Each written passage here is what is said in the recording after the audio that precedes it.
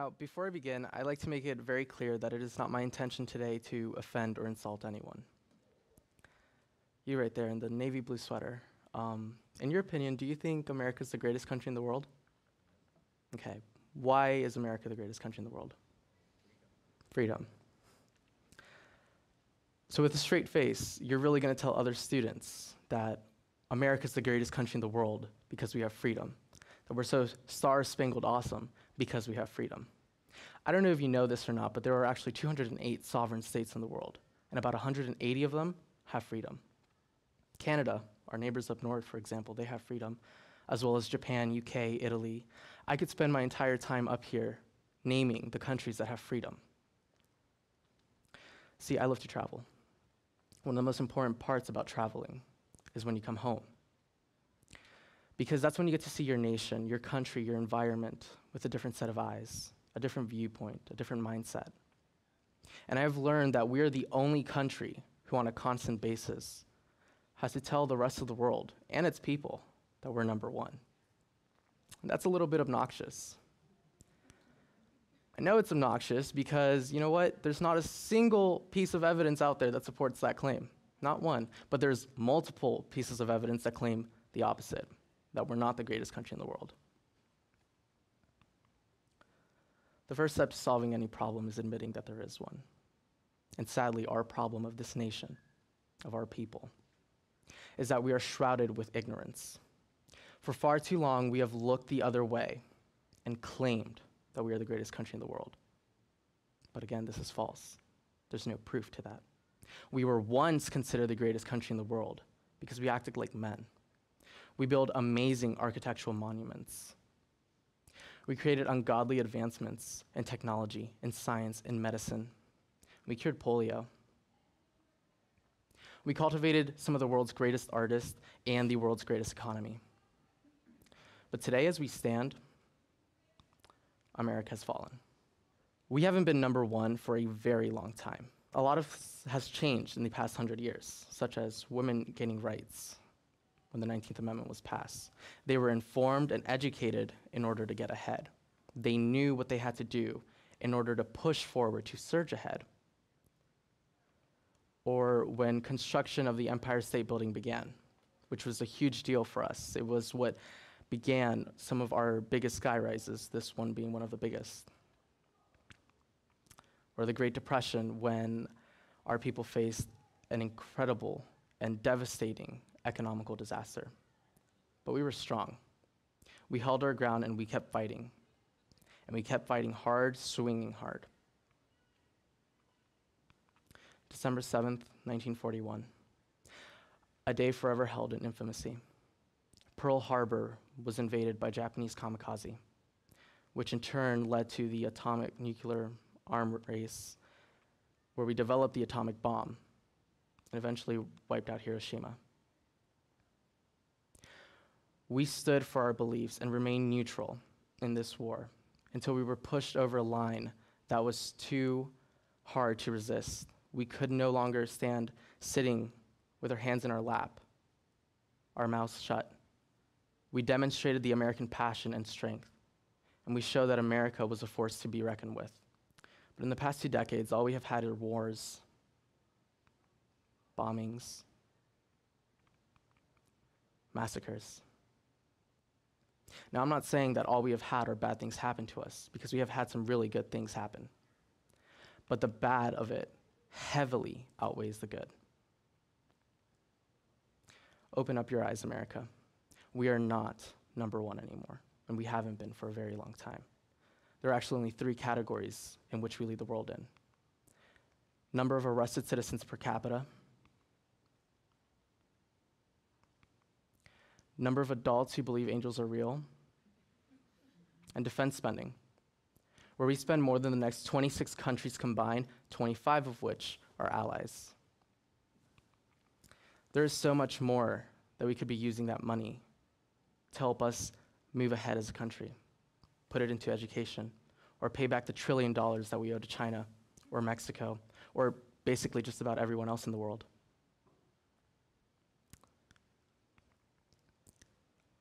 How did we get this bad? The reason we are this bad is because from a young age, we have been taught to look the other way. Has anyone been to a self-defense class? In self-defense classes, they teach you to yell fire instead of rape, because people are more likely to react to devastation and tragedy and burning than to someone being harmed. And that's kind of sad, when we would rather see destruction than help someone. Like I was saying, we were taught at a young age, to be willfully ignorant. And that power can't be overstated. This happened because our politicians, our leaders, our teachers, they use these techniques, certain techniques, to get us to be this way. They'll tailor their speeches telling you what you want to hear, that they're for your cause or your cause. They want to help you be better. They want to help your community and whatever you want. For example, if you're Hispanic, they'll tell you that they want a better immigration reform, a better foreign policy. Or if you're Caucasian or just about any other race, they'll tell you that they want better jobs with better wages. But what they don't tell you is the downside to both of these problems. They don't tell you the bad of either closing the borders or allowing more foreigners in. They don't tell you the bad of what could happen if we increase minimum wage. Creating more jobs, that's always a positive. We need more jobs in this country. So there's nothing bad about that. Up here, I have a label, a farm fresh smoke label. This is one of the first tools that a politician uses. The first tool is everybody believes the labels. When we think of farm fresh, we probably think of this: a nice, cute, bleaching white cow out in the open fields grazing, eating fresh, healthy green grass. But farm fresh probably looks like this: hundreds and thousands of cows compact into one small space. But we'd rather look at this because it's cute. It makes us feel better. It makes us feel as if there's progress going on. But this is what farm fresh really is. It's a necessity. The second tool that a politician uses is to use the right words. A politician will say many things, but how many times have you heard a politician say that they're going to do something, but in turn do the exact opposite? How many times have you heard a politician use the right words to distract someone asking a question, to distract the media, the public? By using the right words, a politician can avoid getting bad light shed onto them.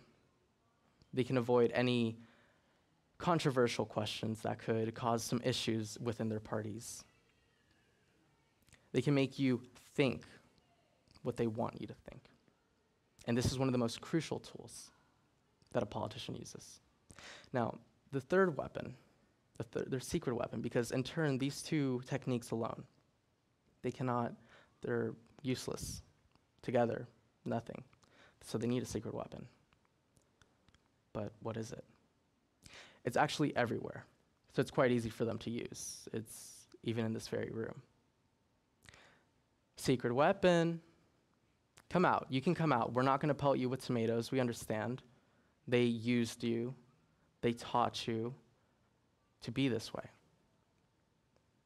A politician's greatest weapon is you. They have learned that the American public, especially the youth, is so willfully ignorant. And like I said before, that power cannot be overstated. We would rather turn the other way than to accept fault, to accept any blame. We have been brainwashed to think that we're still number one, that we're okay.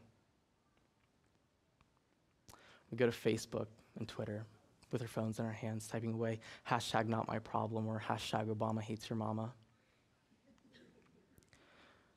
In order for there to be a change, we have to be the change. We have to make a change happen.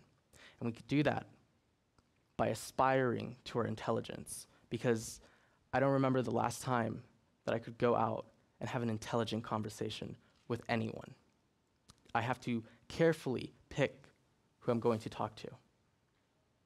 Even in my AP classes, there's only a handful of students that I can have an intelligent conversation about politics or political science, government, our standing in the country, whatever. There's only a handful of us. We have to be that change. We have to aspire to our intelligence. We have to make a difference. We have to be the difference. We have to step up to the plate and return America back to its former glory, to how we once were, at the top. Number one, bullying is not okay.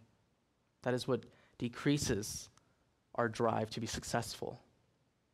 That is what decreases our intelligence when we tell them, you're a nerd. You're smart. Look at you. No. Being smart is not a bad thing. Wanting to be successful, wanting to be smart, wanting to be driven and motivated, it's not a bad thing. And I believe everyone in this room feels that same way. Sadly, that's not how everyone outside of this room feels. America, open up your eyes. We are not number one. We haven't been for a long time. But we can be. Thank you.